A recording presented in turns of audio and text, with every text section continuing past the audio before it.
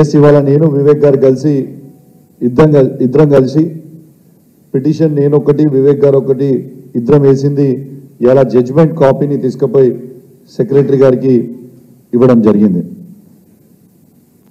ఈ 4 వీక్స్లా తప్పకుండా డిసిషన్ తీసుకోవాల్సిందే. ఎట్టు పరిస్థితిలా ఆ 10 నియోజకవర్గాలలో బై ఎలక్షన్స్ రావడం తథ్యం. ఇవాళ ఎలక్షన్స్ వస్తున్నాయని తెలియంగానే 10 మంది ఎమ్మెల్యేలు గజ గజ గజ గజ వణుకుతున్నారు. షేక్ వచ్చేసింది బాడీలా. గజ గజ అంటే గజ గజ. ఒక ఎమ్మెల్యే ఒకడు మాట్లాడతాడు, ఇంకో ఎమ్మెల్యే ఇంకోటి మాట్లాడతాడు, ఇంకో ఎమ్మెల్యే ఇంకోటి మాట్లాడతాడు. ఇవాళ దానం నాగేందర్ గారు మాట్లాడింది స్టేట్మెంట్ ఆంధ్రజ్యోతిలో నేను చూసిన. బీఆర్ఎస్ పార్టీ అట బిచ్చగాలన్నమాట. మిస్టర్ దానం నాగేందర్ సాబ్, బిచ్చగానివి నువ్వు, అది మేమన్నే. మీ ముఖ్యమంత్రి నువ్వు బిచ్చగానివి దివాన్ షా బార్ దగ్గర బీడీలు అమ్ముకుంటున్నావు అని అన్నది మీ ముఖ్యమంత్రి రేవంత్ రెడ్డి గారు. బిచ్చగాను అనేది నువ్వు, మేం కాదు కదా. పూటకో పార్టీ పూటకో మాట ఉండేటోని నువ్వు కదా.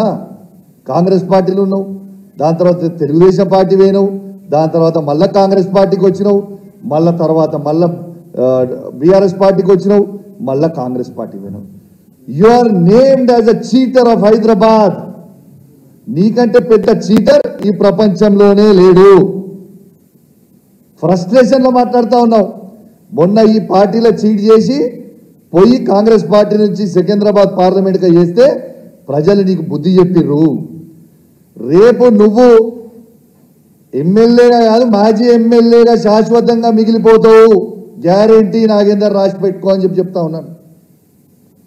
ఇక కడియం శ్రీహరి మాట్లాడిండు. 2వ బెంచ్ ఉన్నదట, 3వ బెంచ్ ఉంటుందట. అరే మీకు సిగ్గులు శరాలు లేవా? నేను అడుగుతున్న పార్టీలు మారిన వాళ్ళకి లేవా మీకు సిగ్గు శరము లజ్జ మానం ఇజ్జత్ లేని వాళ్ళ మీరు మొగోళ్ళే కదా, పెద్ద పిగుడుగాలే కదా మీరంతా. మరి మీకు దమ్ముంటే రాజీనామా చేసి ఎలక్షన్ రా, ప్రజలు జవాబు చెప్తారు కదా. కడియం శ్రీహరి గారు పచ్చి మోసగాడు. ఏదో నేను పెద్ద క్యారెక్టర్ మనిషిని, నాకు బాగా క్యారెక్టర్ ఉందని చెప్పుకొని బిల్డప్ ఇస్తాడు.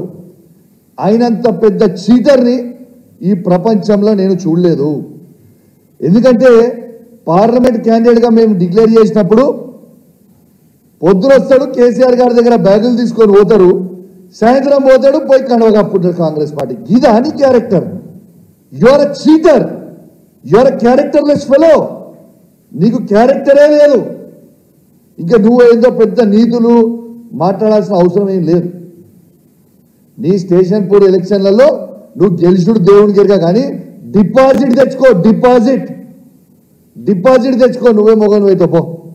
డిపాజిట్ కూడా రాదు. ఆ పరిస్థితిలో ఉన్నారు ప్రజలందరూ. వేచి చూస్తూ ఉన్నారు. ఈ 10 నియోజకవర్గాలలో ఎలక్షన్లు ఎప్పుడు వస్తాయని వేచి చూస్తూ ఉన్నారు. ఇక నిన్న గాంధీ మాట్లాడతాడు, నేను పార్టీ మారలేదు, నాకు పార్టీ లేదు, నేను ఇంకా టీఆర్ఎస్లో ఉన్నా, నేను కాంగ్రెస్ పార్టీలో చేరలే, దేవుడు కండవ కప్పిండు ఇదని చెప్తుడు. ఎందుకే ఎంత భయము? మళ్ళీ మీరు గెలవరనా? ఎట్లా గెలవో డిసైడెడ్. మరి నువ్వే కదా గాంధీ గారికి చూపించాలనుకుంటున్నా. ఆయన మాట్లాడిన వీడియో ఒక్కసారి మీ అందరికీ మీ ద్వారా వినిపిస్తా. ఒక్కసారి మీరు చూపించాలని నేను విజ్ఞప్తి చేస్తా ఉన్నాను. మా సీనియర్ నాయకులు చాలా మంది మిత్రులు అందరికీ కూడా నిన్న ఫోన్ చేయటం, వారి అనుమతి తీసుకొని వారందరి సమక్షంలో వాళ్ళ కలిసి కాంగ్రెస్ పార్టీలో చేరడం జరిగింది. మీడియాలో అయినారు కదా, స్వయంగా గాంధీ గారే వారి నోటి నుంచి కాంగ్రెస్ పార్టీలో చేరినా అని చెప్పినాం. నిన్నేం చెప్తావు? అది కాంగ్రెస్ కండువ కాదు, దేవుడి కండువ అని చెప్తావు. ఎందుకే మీకు అంత భయము? నిజంగా చెప్పాలంటే ఈ గాంధీ గారు ఒరిజినల్ గాంధీ అనుకున్నాం, కానీ నకిలీ గాంధీ వెళ్ళిండు. ఏంటిదే నకిలీ గాంధీ? నువ్వు నకిలీ మాటలు మాట్లాడు, పూటకో మాట. నీకు ఖచ్చితంగా నీకు కూడా షేర్లింగంపల్లిలో డిపాజిట్ పోవడం ఖాయం. నేను ఇవాళ ఒక గిఫ్ట్ పంపుతా ఉన్నా ఈ 10 మంది మారిన ఎమ్మెల్యేలకి. మంచిగా తెచ్చిన ఓ చీర ఇంకా గాజులు తెచ్చిన. ఇవాళ ఈ 10 మంది ఎమ్మెల్యేలకి నేను చూపిస్తా ఉన్నా. దానం నాగేందర్ గారు, కడియం శ్రీహరి గారు, గాంధీ గారు, ఇక మారిన 10 ఎమ్మెల్యేలు, వెంకట్రావు గారు, పోచారం శ్రీనివాసరెడ్డి గారు, కృష్ణమోహన్ గారు ఉన్న 10 ఎమ్మెల్యేలు మీకు చేత కాకపోతే ఇగో ఈ చీరలు గాజులు కొనుక్కొని వేసుకొని తిరుగురి పబ్లిక్లా. ఇజ్జత్ లేని వాళ్ళు, మీకు ఇజ్జత్ ఉందానే అసలు?